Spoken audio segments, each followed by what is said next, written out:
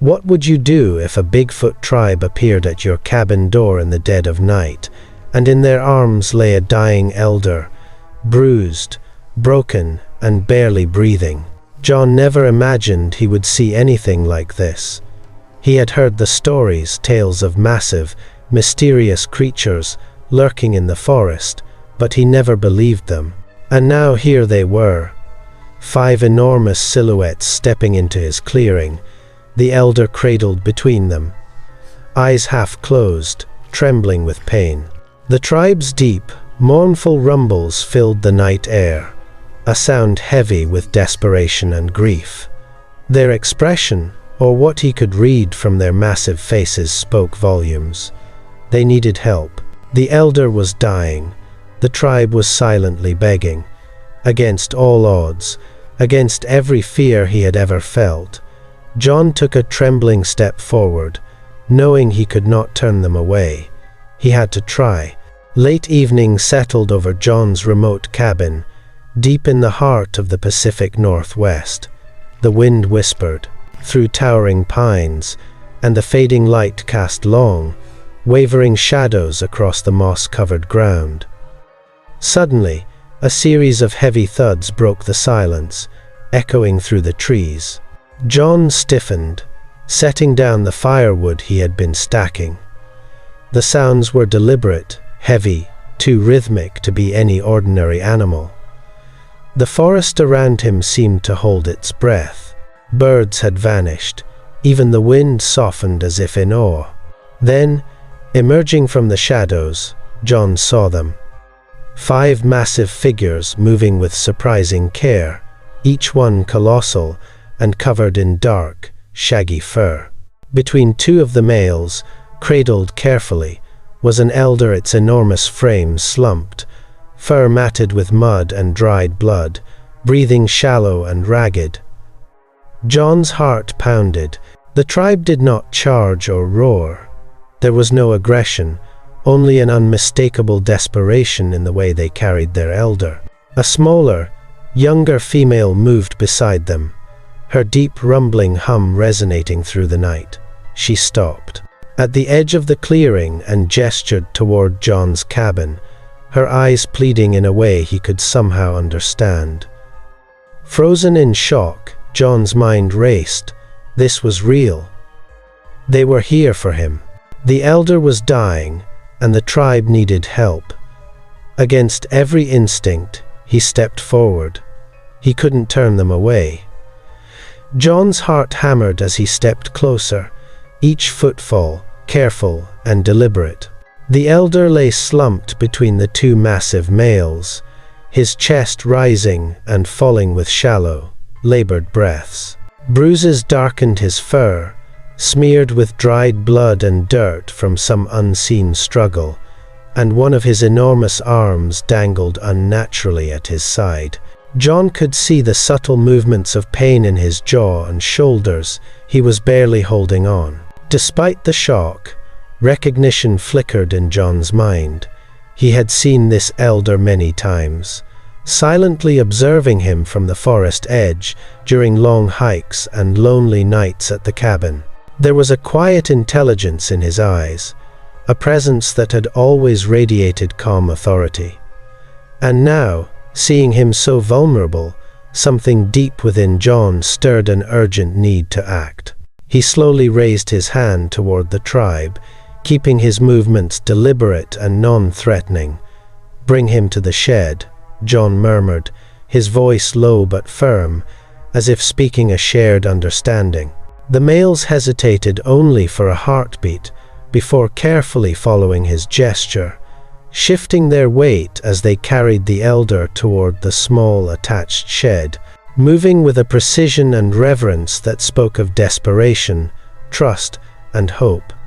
The cabin was far too small to hold the enormous elder, and John quickly realized the only space big enough was the attached shed. Its rough wooden walls and dusty floor were nothing like a hospital room, but tonight it would have to suffice. He flung the door open, the hinges squealing softly, and the Bigfoots carefully stepped inside with their precious cargo. The elder's immense body was lowered onto a pile of thick blankets John had hurriedly spread on the floor. Each movement was deliberate, reverent, no sudden jostling, no careless dropping. The smaller female lingered by the doorway, her soft, low humming filling the otherwise silent shed. The sound was mournful yet soothing, vibrating in the air and pressing against John's chest like a strange, calming pulse. John crouched beside the elder, surveying his injuries. The bruises were dark and swollen, his fur matted with dried blood and dirt, and the arm that hung limply at his side was clearly broken. John's hands shook slightly as he began gathering what supplies he could find: a bucket of warm water, clean cloths, bundles of dried herbs, pine resin for healing salve, and carefully carved wooden splints. The tribe watched him intently, their massive eyes never leaving his movements. Their rumbles were quiet, almost expectant, and John understood they were trusting him with their elder, their leader. The weight of that trust pressed down on him harder than any physical burden. He had to get this right. John worked carefully, his hands steady despite the pounding of his heart. He began by gently cleaning the elder's wounds, using warm water and soft cloths to remove the dirt and dried blood caked into his thick fur. Each movement was deliberate, mindful of the elder's immense size and fragility. Every slight flinch, every shallow breath told John how much pain the creature was enduring, and yet the elder lay still, showing a patience and resilience that left John awestruck. Next, John focused on the broken arm. He studied the limb, noting the unnatural bend and swelling, and carefully prepared a wooden splint. With slow, precise movements, he positioned the elder's arm, binding it with strips of cloth soaked in herbal salve.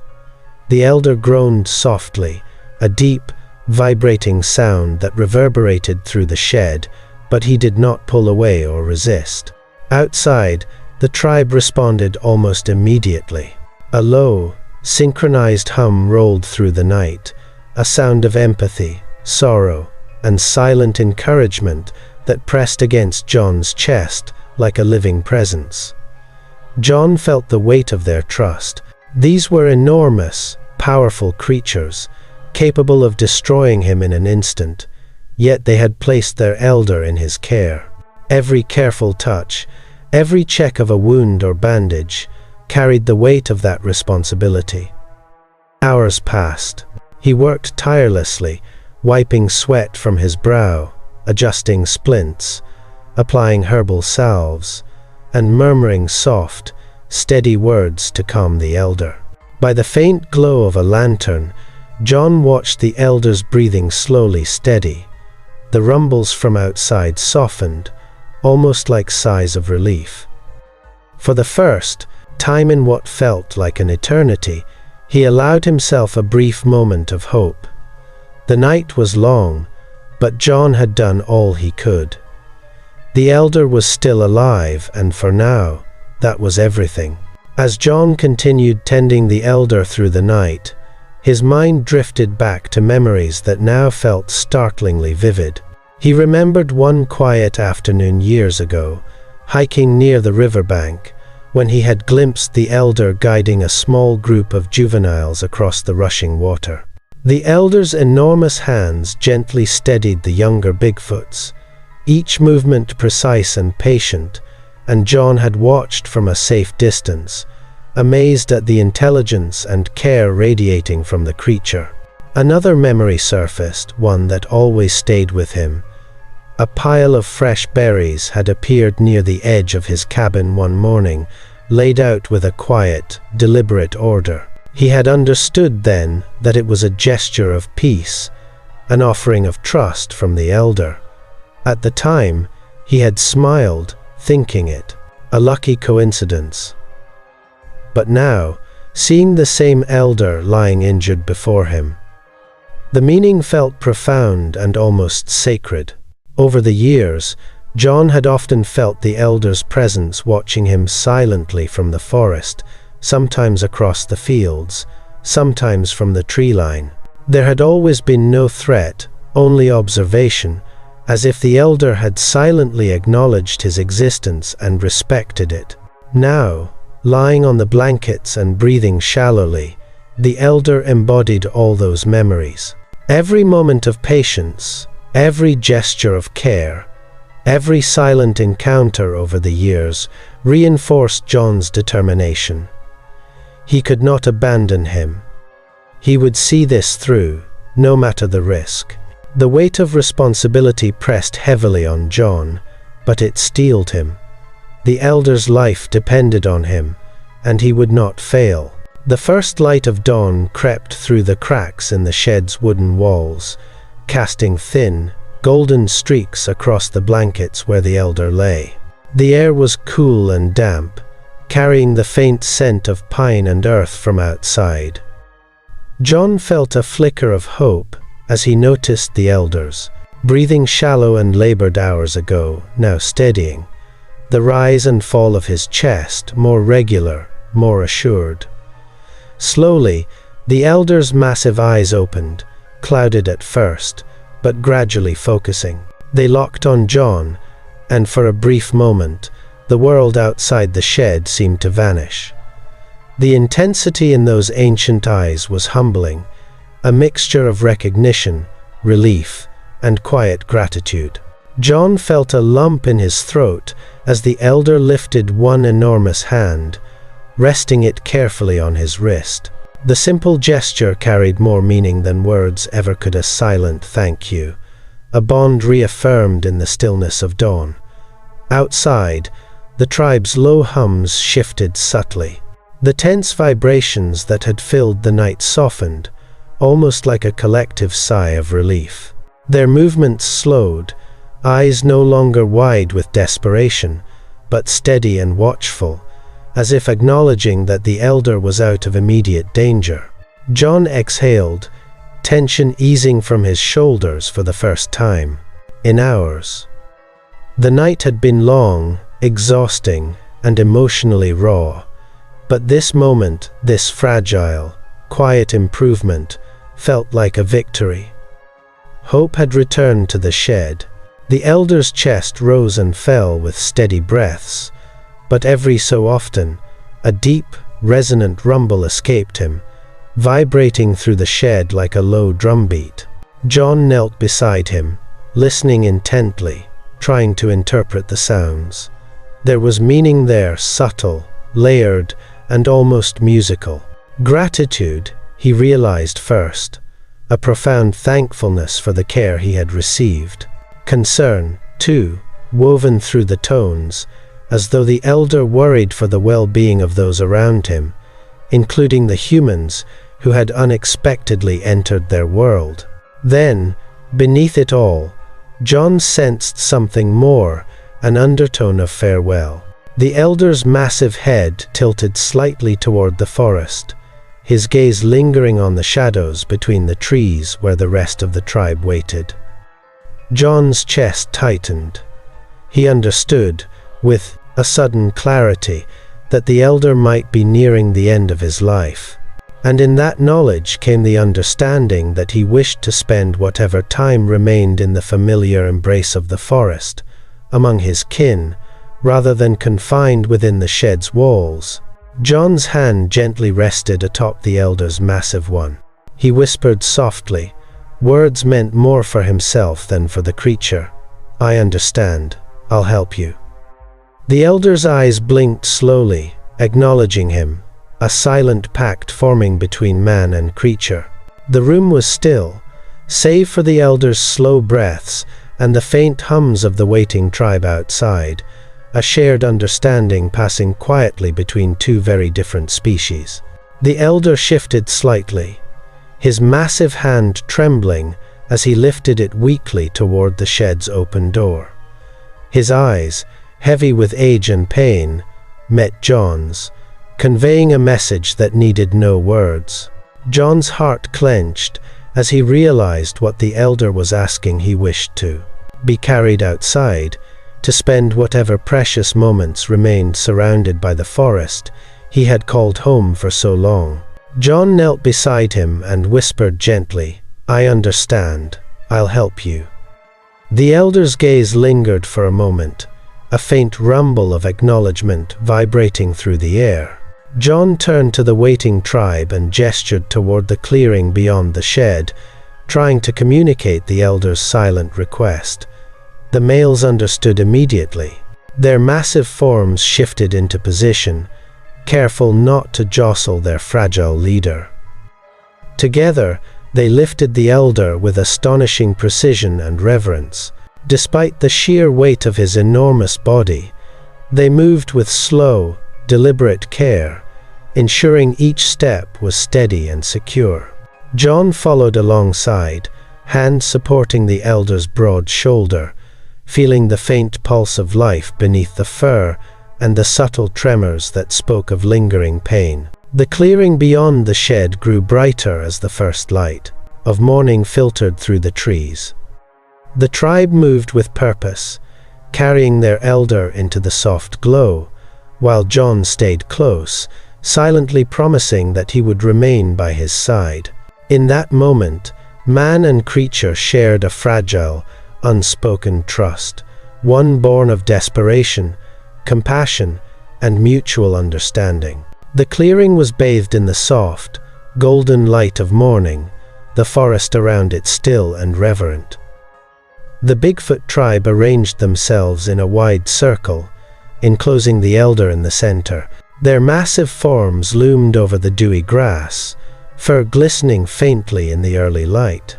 John stepped carefully into the circle, kneeling beside the elder, feeling the weight of the moment pressing in from all sides. A deep, resonant humming began, low at first, then growing steadily in intensity. It was a sound unlike anything John had ever heard, a vibration that seemed to travel through the very earth, stirring the air and brushing against his skin. The tones were layered, mournful yet soothing, carrying a depth of emotion that transcended language. John felt it in his chest, a resonance that made his heart ache and eyes sting with unshed tears. The elder's breathing remained slow but steady, his massive hand resting lightly on John's arm. With each pulse of the humming, John could feel the tribe communicating gratitude, reverence, sorrow, and an unspoken farewell. It was as if the forest itself had joined in, the rustling leaves and distant bird calls harmonizing with the ritual. John glanced around at the other Bigfoots, noting the subtle gestures, a gentle sway, the lowering of heads, the slow closing of massive eyes.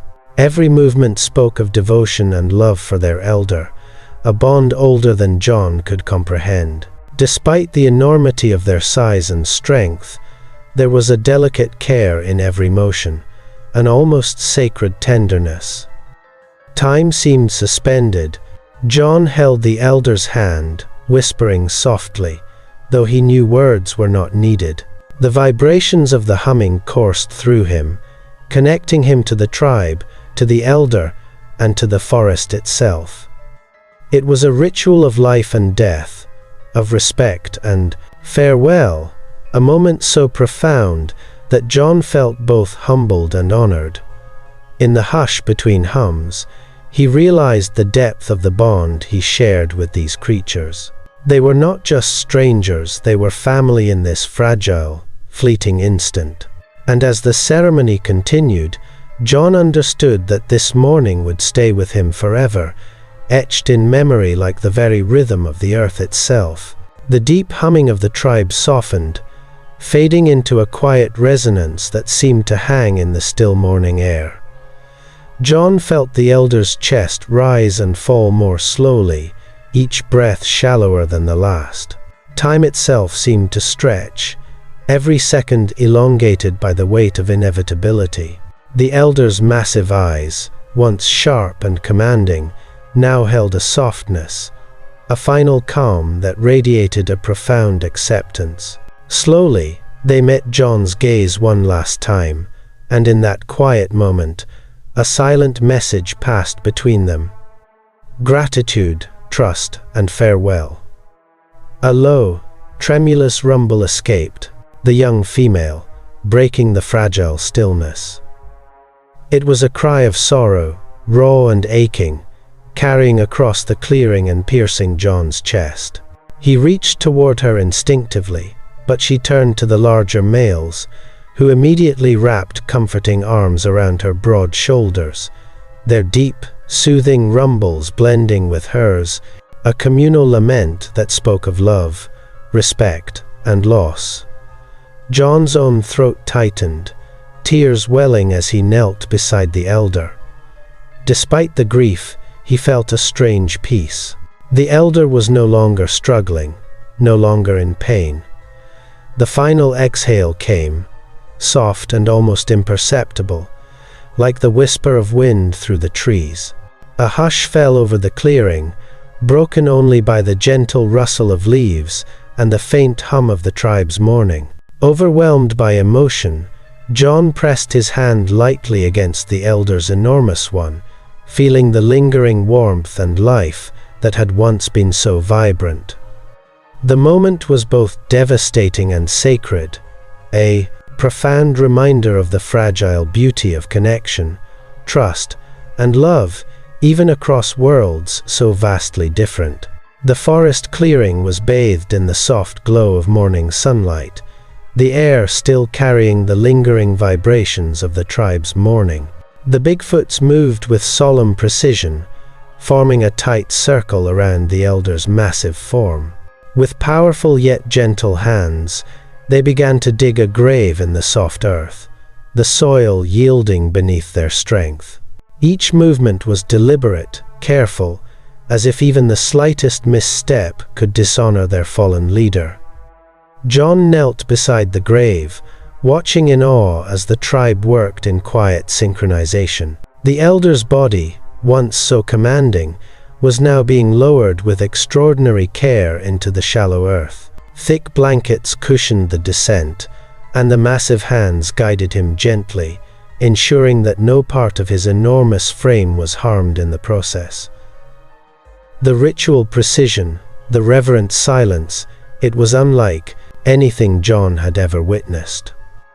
Once the elder rested in the grave, the tribe lined it with fresh evergreen boughs, their pungent scent mixing with the earthy aroma of the dug soil. The green branches formed a natural, sacred lining, a final gesture of respect and protection. John, feeling the weight of the moment, took a deep breath and placed the first handful of soil into the grave, his movements careful, almost trembling. The soil fell with a soft thud, mingling with the scent of pine and earth, a final act of farewell from the human who had been entrusted with this responsibility. The tribe continued silently, each rumbled sound measured and somber, filling the clearing with a collective presence that was both mournful and sacred. When the burial was complete, the young female approached the mound, carrying a carved charm in her massive hands. She laid it atop the evergreen lining, pressing it gently into place. John stepped back, feeling the quiet weight of history and grief settle over the clearing. The elder was gone, yet the memory of his life and the bond shared would linger forever.